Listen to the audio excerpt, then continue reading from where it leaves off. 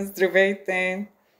Сега опитвам от телефона, не можа да ми се получи от ДВ записа, не можа да се покаже звук, не знам по какви причини, но сега опитвам от телефона да видим дали ще се получи този път. Виждам, че се появяват хора, значи ме виждате. Остава и да ме чувате. И ако някой ми напише, много ще се радвам. Дали ме чувате?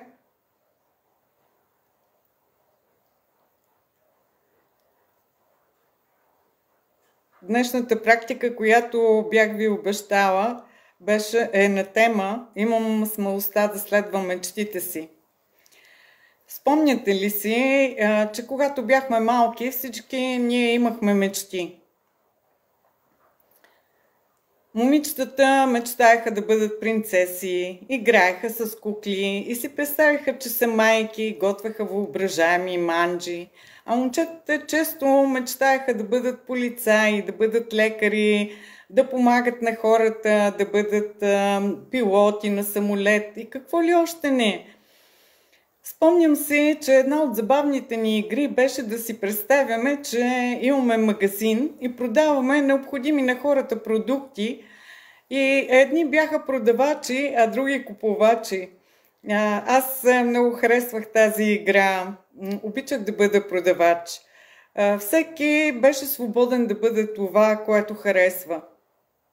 И тук се сещам за една мисъл, споделена от Джон Ленън, който казва: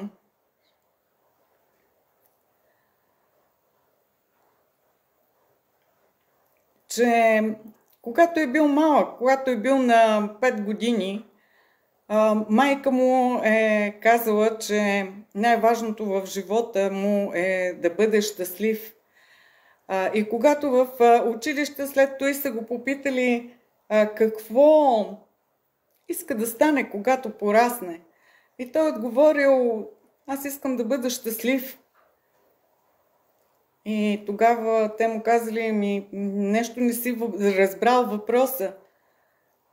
Той му отговорил: не, вие не сте разбрали живота. Разбира се, живота е цветен, а съдбите са различни. Искрено вярвам, че има хора, които са превърнали своите мечти в страст, след което са успели да насочат амбициите си към осъществяването им. И имам живи примери в живота си за това. Някои мечти се променят във времето, някои остават само спомен, а някои успяваме и да реализираме, да сбъднем. Но понеже споменах амбиции и мечти, нека се спрем за малко на тези две думички. Те на пръв поглед са близки по значение съществителни, синоними. И двете са насочени към бъдещето, към стремежа да подобриш даден аспект от живота си, да постигнеш някаква цел, да бъдеш по-добра версия на себе си. До тук много добре.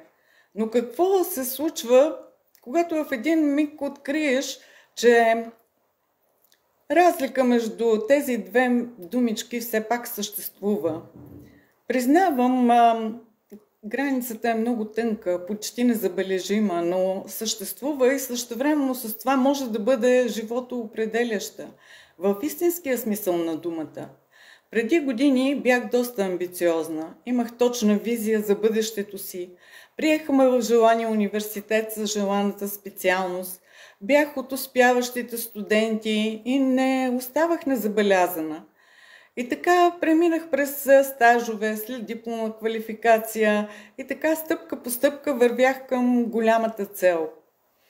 Това желание да бъда най-добрата, да бъда успешна, да получавам признание и за положения резултат на всяка цена ме движеше напред. Започнах работа в една от най-престижните частни банки на длъжност, за която хората със стаж само мечтаеха. Вярвах, че вървя по правилния път и дори го виждах в отношението на хората около мен. Родителите ми се гордееха с моите постижения И така на 30 плюс аз имах кариера, престижна работа и заплата, семейство, подкрепящ съпруг и сякаш живота ми всичко беше наред. Радвах се на успехите си, но и живеех с чувството, че нещо не ми е достатъчно. Но нямах идея какво точно. И от позицията на сегашния си опит мога да ви кажа, винаги имайте едно на ум, че амбицията са пристрастяващи. И накрая може да се окаже, че са ви отвели не съвсем на точното място, което сте очаквали. И това важи във всяка една област от живота ни. Напрежение, отговорности, ежедневен стрес. Какво беше станало с мечтите ми? Това нямаше нищо общо с мечтите. И още по-малко с щастието. Работата поглъщаше изцяло енергията и времето ми. Често дори и вечер, и в къщи, разговорите бяха свързани изцяло с работата. Отдавна бях забравила да мечтая. Но ако човек не си позволява да мечтае, то тогава как разбира какво го прави щастлив? Сякаш съвсем бях забравила за мечтите. Ако се радвате на успехи дълго време, също може да загубите мотивация. И затова непрекъснато си поставях нови цели. Амбициите бяха погълнали мечтите ми. И така дълго време, докато това не се отрази на здравето ми и тялото ми реагира. Срещнах се с болестта. Рядка болест, за която конвенционалната медицина по това време нямаше решение. Единствената ми алтернатива беше да се подложа на медицински експеримент, за резултатите от който все още нямаше ясна представа. И изведнъж всичко се промени. Целият ми живот се промени сякаш за миг. Започнах да търся и да изследвам какво ме доведе до тук. Четях много книги за различни алтернативни методи. Търсих начини сама да си помогна. Така се срещнах с рейки и взех мастерско ниво, но останах търсеща. Тогава през 2010 година попаднах и на Ирена Ральовска-Бартън, която представяше ТЕС и правеше малки групи в своя офис. Привлечеме една практика за парите. Това ми беше близко. Години работех с управление на парите и ми беше интересно всичко свързано с тях. Много ме впечатли нейната история и как от банкер се е пренасочила към това така различно занимание. Тогава си казах, аз няма как да направя това, това не е за мен, това е невъзможно за мен.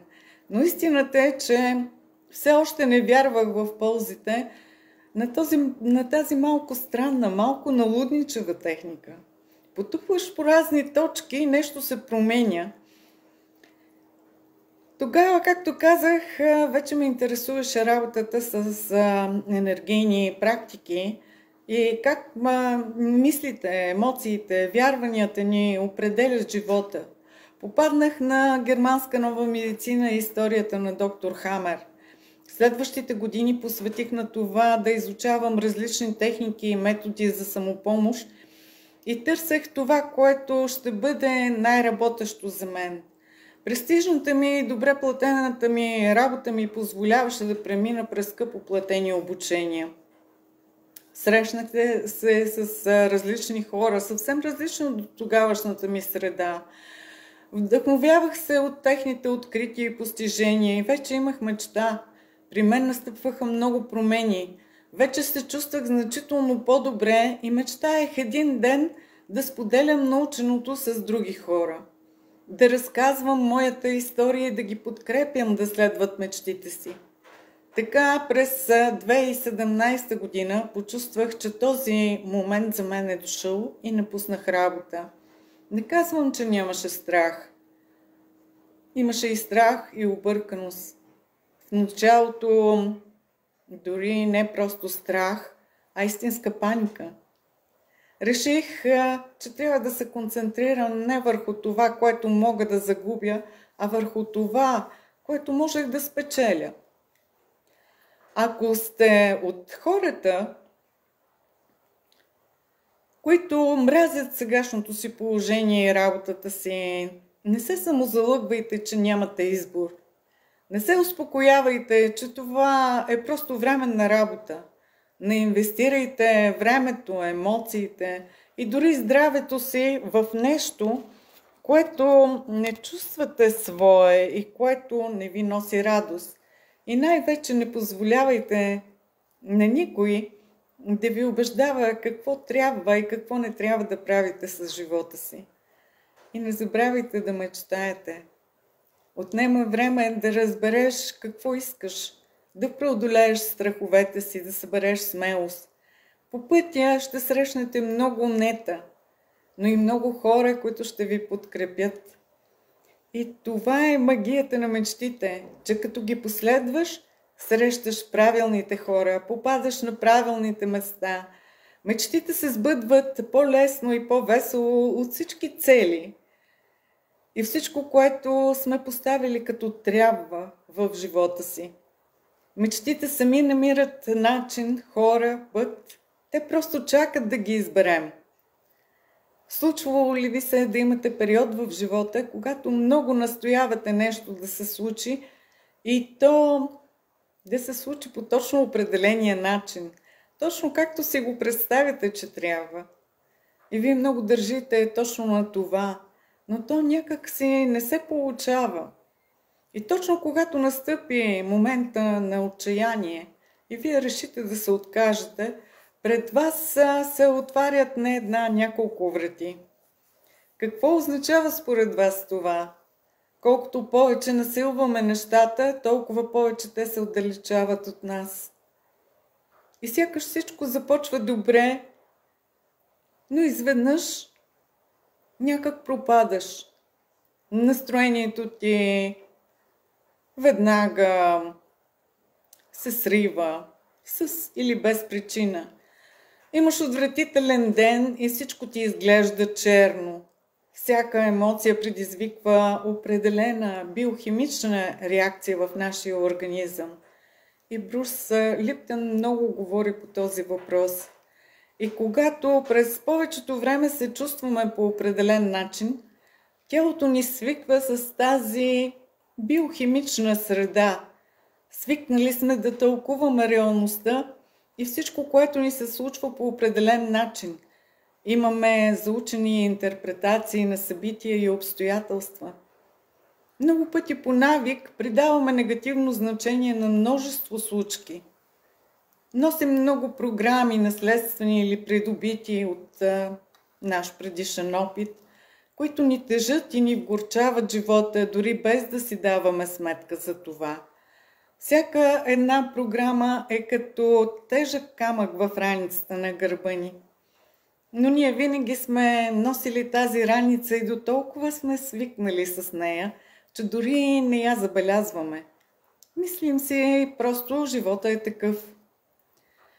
Когато започнем да се чувстваме добре за по-дълъг период от време, ние все едно започваме да бягаме с раницата. Тя ни удря по гърба, уморява ни, настроението ни се скапва и просто пропадаме. Това пропадане обаче не е нещо лошо. То ни служи да ни покаже, че носим негативни програми, които имаме нужда да оставим. Нашата действителност се променя в позитивна посока точно тогава, когато ние се променим. Ако едно нещо се повтаря отново и отново, значи ние по някакви причини сме се заинатили и не искаме да се разделим с товара, който ни вгорчава живота. Ако твоята емоционална реакция към старото обстоятелство е същата, то тогава променил ли си се? Ако все още старото обстоятелство ти разваля настроението, променил ли си се? Отговора очевидно е не. Ако реагираш на стария начин, по стария начин, защо тогава действителността да се променя? Сякаш казваш, ще се променя, но първо искам обстоятелствата да се променят. Законите на Вселената обаче не работят така. Действителността ти ще се промени, ако започнеш да реагираш по нов начин на старите обстоятелства. Нормално е да ти идват неприятни мисли от миналото, които най-често целят да те подхлъзнат. И си казваш, няма да се справя, ще бъде трудно, не го заслужавам, няма достатъчно, все на мен ми се случва. Но това са все стари програми, които блокират мечтите ни. Не им вярвайте, не им влизайте във филма. Ако не им повярвате, те не могат да създадат неприятна емоция и това кара тялото ви да се адаптира към нова биохимия. Нека си идват. Вие просто не им вярвайте. Не им давайте енергията си. Закответе се в новото състояние с практика. Бъдете упорити и постоянни. Това е тайната. И нека сега да потупаме малко и да видим какво можем да направим по въпроса и как можем да сбъдваме мечтите си с повече лекота. Поемете дълбоко въздух, настанете се удобно. И ако имате водичка, можете да сложите до себе си. Това помага, когато потупваме и работим. Поемете отново дълбоко въздух. Настройте се да не влезете малко по-дълбоко вътре в себе си. Да усетите тялото си, усетете как се чувствате. Има ли нещо, което в момента ви притеснява? Вдишайте и издишайте.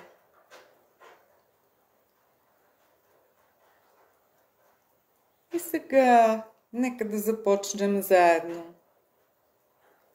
Започвайте да потупвате по карате точката и повтаряйте след мен, а там, където чувствате нещо различно, казвайте това, което вие чувствате. Въпреки, че имам някои съмнения, че нещата няма да ми се получат, че няма да се справя. Може би, ако все пак погледна назад във времето, има много ситуации и случки, в които съм се справила. И сякаш съм ги приела като най-нормалното нещо. И не съм им обърнала внимание. Сега избирам да им дам нужното признание. Въпреки, че една част от мен ми повтаря, сега не е време за мечти. Има толкова много трябва, които стоят пред мен. И чувам този вътрешен глас, който ми прошепва, ще бъде трудно. Сега избирам да допусна, че може и да греши. Въпреки, че един глас в мен ми нашепва, че не го заслужавам. Сега избирам да подложа това на съмнение. Въпреки, че имам тези мисли, които се връщат отново и отново, и една част от мен сякаш е готова да избяга, защото на мен ми се случват все куцични неща. Сега избирам да не вярвам в това. Една част от мен се научи да вярва, че новите неща и всяко нещо, което е неизвестно, не е безопасно. Една част от мен ме научи да гледам на новите неща като заплаха и задейства всички тези стари програми в мен. Не, нямам енергия да се справя с това. Това е твърде много за мен. това е твърде ново и непознато. И аз не съм достатъчно подготвена за това. Чувствам този страх от неизвестното и тялото ми се сковава. Нещо ми пречи дори да си поема въздух. Толкова е трудно. Не, просто не си струва да опитвам. Какви мечти, когато има толкова много неща, които трябва да свърша? Това просто е абсурдно. Но тялото ми реагира. Не се чувствам добре. Чувствам се в безизходица. Чудя се какво мога да направя при това положение. Не искам да остана цял живот така. Спрете за миг, защото тук нагнетихме доста негативни чувства и усещания. И си дайте малко време и дишайте. Вдишайте дълбоко и издишайте.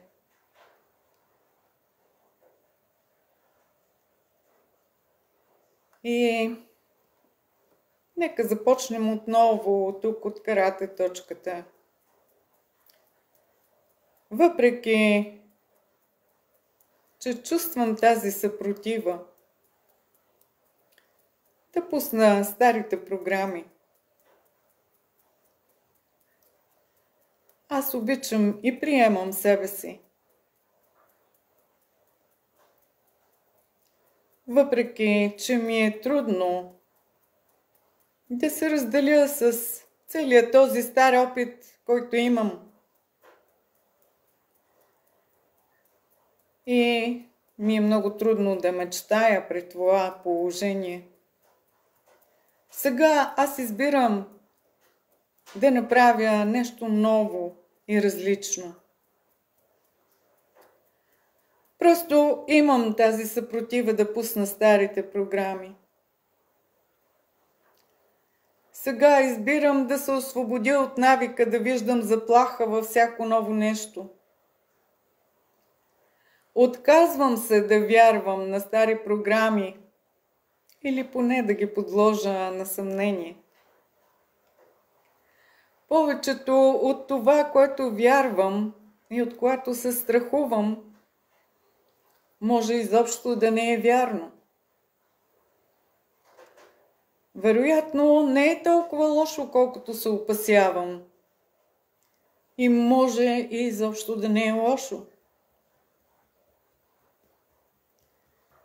Избирам да поставя под съмнение тези стари програми и тази съпротива.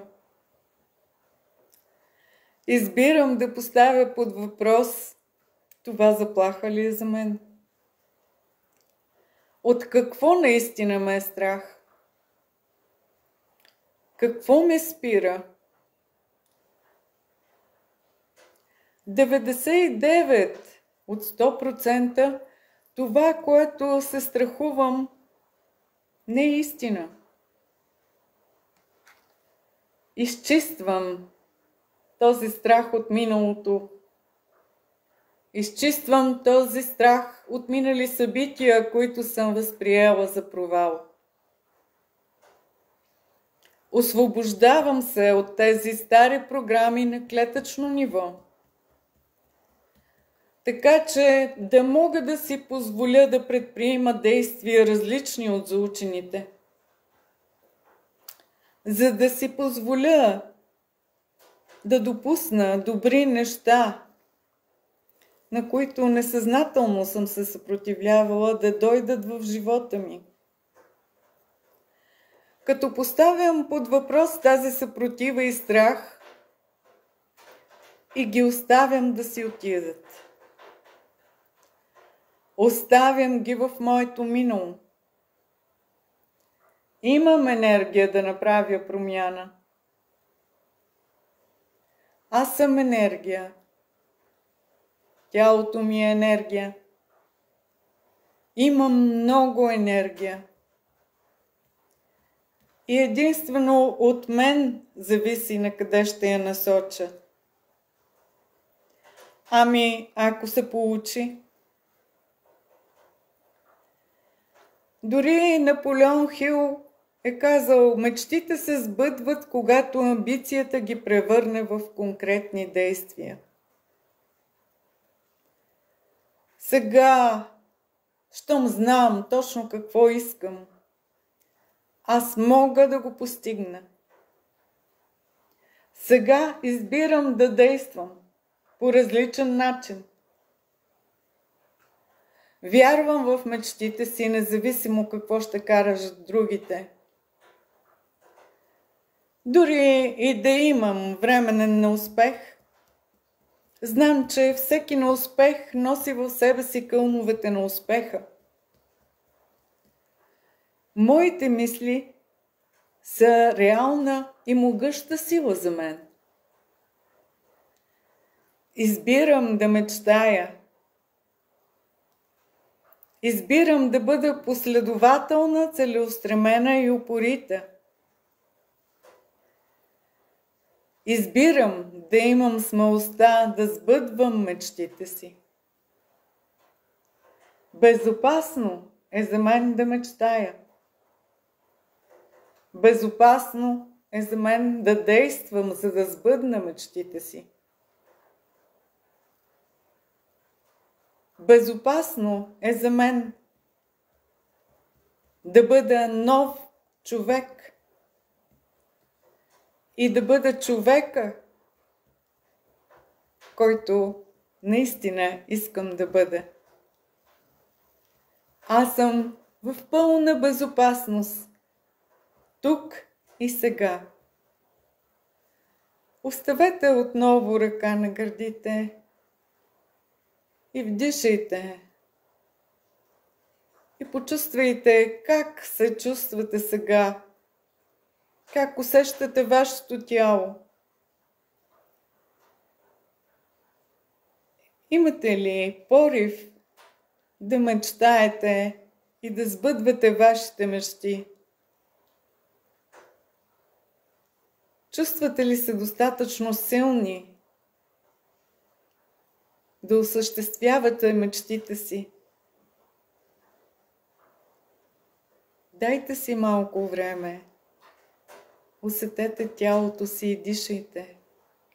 И ако усетите някъде останала негативна частица от стара програма, издишайте я, като издишате мощно през устата.